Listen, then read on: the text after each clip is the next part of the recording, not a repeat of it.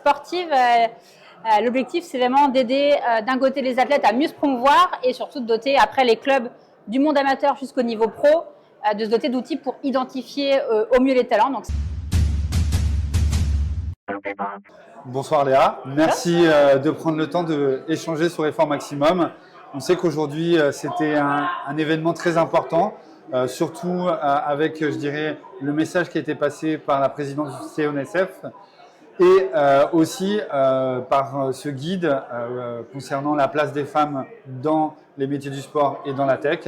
Je sais que tu es une fervente supportrice de ce mouvement-là.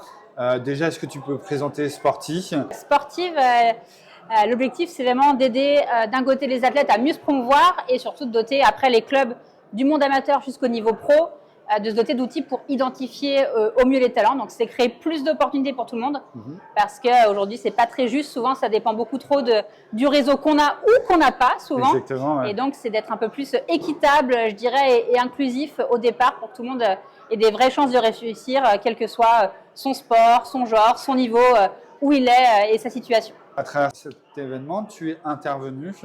Est-ce que tu peux nous rappeler, nous mettre les grandes lignes de ton intervention, justement pour les personnes qui n'auraient pas le plaisir de pouvoir en profiter?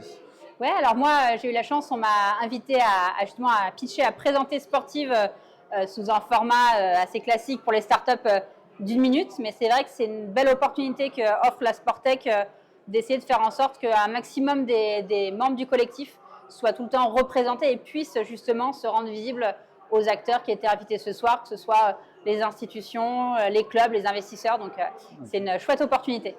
Comment s'est fait le lien entre Sporty et la Sportech en fait? Parce que je sais que Sporty, ça a quand même plusieurs années, ça existe depuis…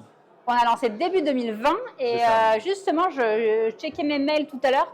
Je crois qu'on est rentré en 2021 ou en 2022 dans la Sportech, donc ça fait quelques années.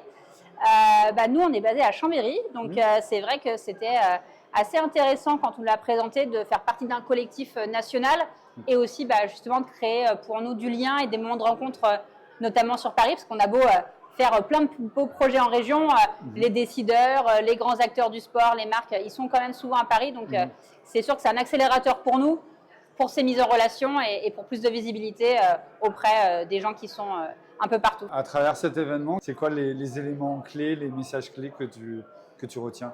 Ouais, en numéro 1, c'est vrai que j'ai un petit attachement sur le fameux guide sur la féminisation des métiers du sport. J'avais eu la chance d'animer un des ateliers collaboratifs le 2 décembre qui avait fait un peu émerger déjà des pistes de solutions. Donc, c'est ultra chouette de le voir maintenant matérialisé sous la forme d'un objet et de se dire que peut-être on a aidé à planter des graines chez tout le monde. Okay. Et après, j'ai beaucoup aimé aussi tous les autres partages qui montraient bien justement les collaborations possibles, que ce soit entre les institutions et les startups ou voilà aussi des marques et autres. Donc je pense que c'est un vrai enjeu aujourd'hui de comment faire en sorte que voilà, nous on porte des innovations, elles sont à des phases plus ou moins matures et de s'assurer que les acteurs en face aussi jouent le jeu à l'inverse, de tester aussi avec nous, de parfois peut-être eux ça peut être perçu comme une prise de risque, mais pour tous c'est tout de suite ultra important quand on peut avoir des références d'une fédération, d'un grand club qui va nous faire confiance, avec qui on va pouvoir co-créer et faire évoluer nos solutions.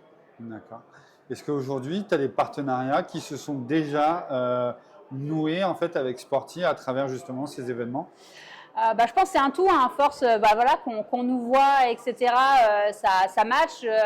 Donc sur voilà, nous. C'est un game changer, on va dire aussi, de voir ce collectif qui a une vraie évolution comme tu l'as dit, entre 2022. Donc, tu fais partie des premières startups. L'année dernière, ils étaient 40. Enfin, il y a 2 ans, ils étaient 40. Là, aujourd'hui, vous êtes 200. On voit cette communauté grandir.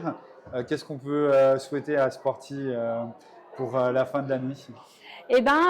Justement, on était sur ces sujets-là de finaliser les collaborations avec certaines marques et certains clubs qui sont en cours et pour la Sportech, qu'elle continue à grandir et voilà, et continuer en effet, ce que tu disais, cette évolution-là de prendre de la place et du coup d'être en contact avec les bons décideurs et surtout ce qu'ils font très bien, c'est-à-dire faire ruisseler ensuite les opportunités parce que certains, on a peut-être des sujets vaguement concurrents, mais en réalité, le plus, un maximum de startups vont grandir et vont fonctionner, plus elles vont en tirer ensemble et on a plein de pistes de collaboration entre nous. Donc plus le collectif grandira et prendra de la place, mieux ce sera pour nous tous. Ok, merci beaucoup Léa Merci. pour cette intervention et puis bonne soirée. Bonne soirée.